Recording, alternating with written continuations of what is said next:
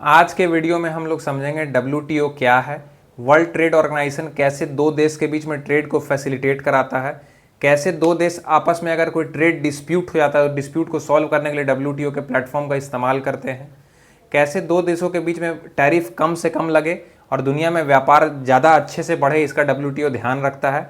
आइए इस चीज़ को हम लोग समझते हैं। किन देशों का WTO में ज़्यादा इन्फ्लुएंस है, कैसे लॉबिंग से कहे कि मतलब हम लोग ट्रेड को प्रभावित करते हैं, आइए देखते हैं। तो WTO का मेन काम क्या है कि वो दो देशों के बीच में ट्रेड को कहीं कि फैसिलिटेट कराता है। और WTO की स्थापना कहिए कि मतलब 1995 में हुई है।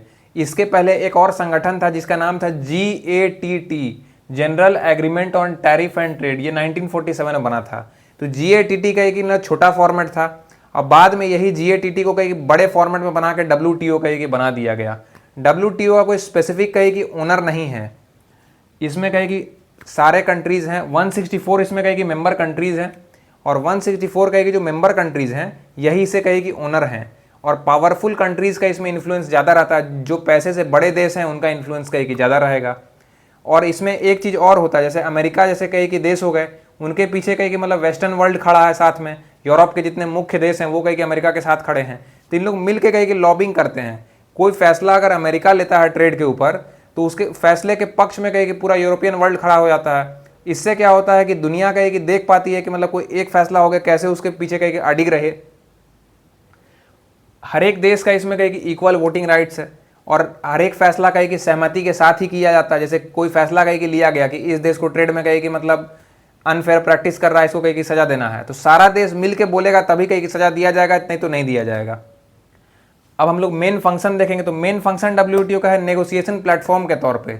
WTO बोलता है कि दो देश आपस में आके कहे कि बैठे कि बात करेंगे, तो कहाँ बात करेंगे, तो WTO के प्लेटफॉर्म पे कहे कि बात करेंगे।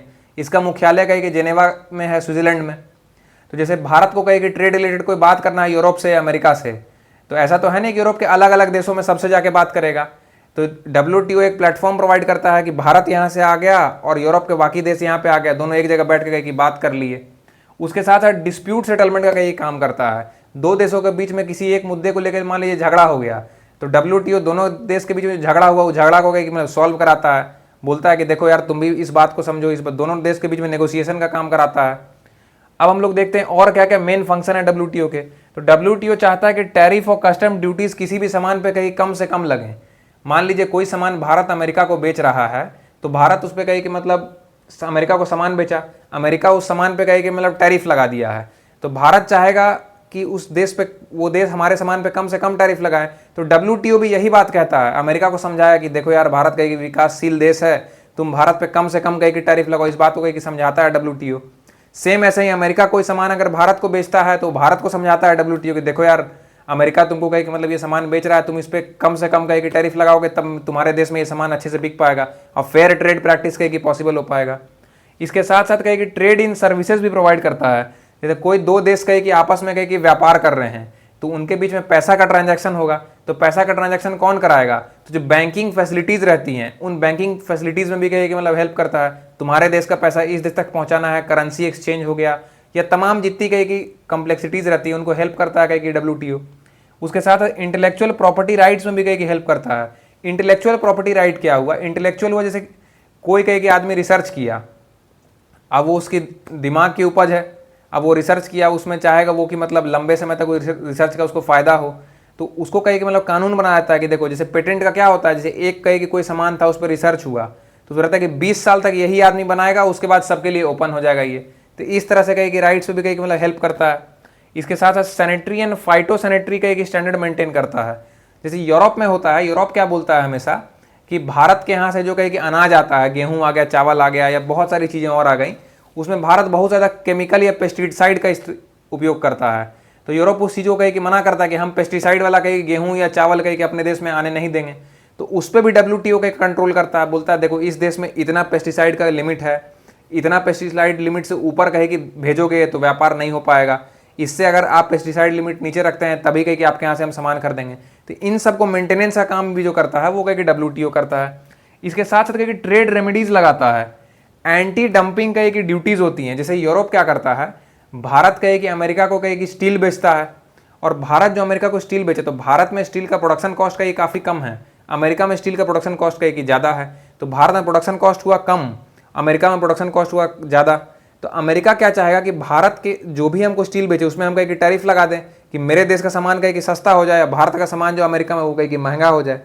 तो इसमें क्या करता है कि वो एंटी डंपिंग ड्यूटी लगाता है। जैसे भारत से हम 100 किलो ही सामान खरीदेंगे और 100 किलो से ज़्यादा सामान अगर आता है तो उस सामान में हम एक्स्ट्रा टैक्स लगाएंगे। इससे उसके देश का जो डोमेस्टिक मार्केट रहता है वो कहीं प्रमोट होता है। तो ऐसे जो एंटी डंपिंग ड्यूटीज लगते हैं इनको भी कहीं WTO बोलता है कि नहीं देखो ये तो यार व्यापार के लिए गलत है, इसको तुमको कम करना पड़ेगा। अब हम लोग देखेंगे WTO के संबंध कहे कि भारत से कैसे रहे हैं, तो ये खट्टे मीठे संबंध रहे हैं। कुछ मुद्दों पे कहे कि भारत का WTO ने साथ दिया है और कुछ मुद्दों पे कहे कि WTO ने भारत का विरोध किया है।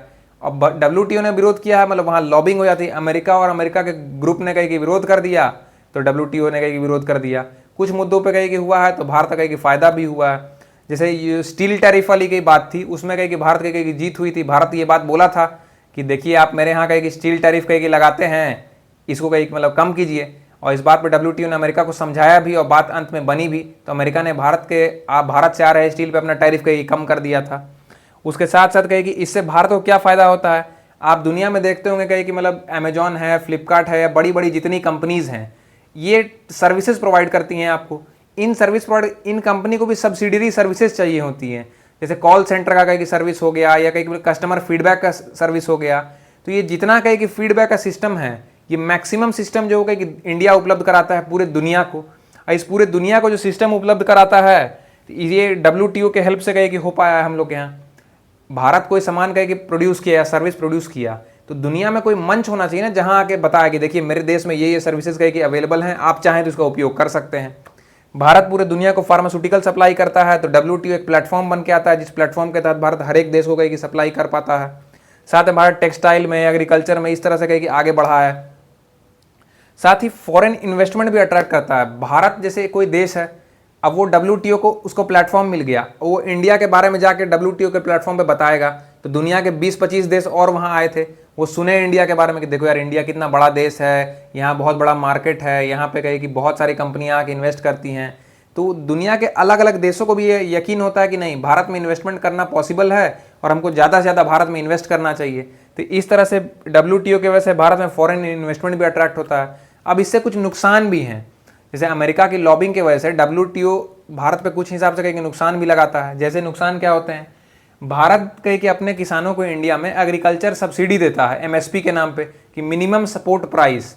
कोई भारतीय किसान अगर 1 kg गेहूँ पैदा करता है तो भारत सरकार बोलती है कि मिनिमम इसका इतना प्राइस रहेगा जिस पे हम खरीद लेंगे। तो यूरोप क्या बोलता है कि अगर आप MSP प्रोवाइड कर रहे हैं अपने किसानों को तो इससे ओवरऑल मार्केट को आप प्रभावित कर रहे हैं। आप अपने यहाँ सस्ता में सामान उपजा लिए और यूरोप में कहे कि महंगे दाम पे उसको बेच देंगे। इससे कहे कि ट्रेड प्रैक्टिस कहे कि अनफेयर हो गया। दुनिया में कहे कि दाम रहता है तो आप इससे पैसा बेच के मुनाफा कमा गए ज़्यादा। तो इसके खिलाफ कहे कि WTO है तो भारत के खिलाफ हमेशा बोलते रहता है। कहने की बात है WTO क्या बोलता है, अमेरिका और अमेरिका के पक्ष वाले देश बोलते हैं भारत के खिलाफ, जबकि अमेरिका खुद अपने किसानों को यही करता है, डेयरी किसानों को या मकई के किसानों को अमेरिका भी यही करता है। दूसरा US और EU जो है, यूरोपीय यूनियन जो है, भारत में एंटी डंपिंग ड्यूटीज लगाता है स्टील पे, केमिकल पे, टेक्सटाइल पे कि तुम इतना क्वांटिटी से ज़्यादा अगर मेरे यहाँ सामान डंप करते हो तो हम तुमको एक्स्ट्रा टैरिफ देना होगा। तो आज के वीडियो में हम लोग ने समझा कि कैसे WTO फंक्शन करता है, WTO के फंक्शन करने के वजह से चीज़ें दुनिया में कैसे ट्रेड बैलेंस होता है और कैसे ट्रेड के व्यापार को कहीं कि कंट्रोल किया जाता है और कितना रिलेवेंट है कहीं कि WTO। मिलते हैं नेक्स्ट वीडियो में, धन्यवाद।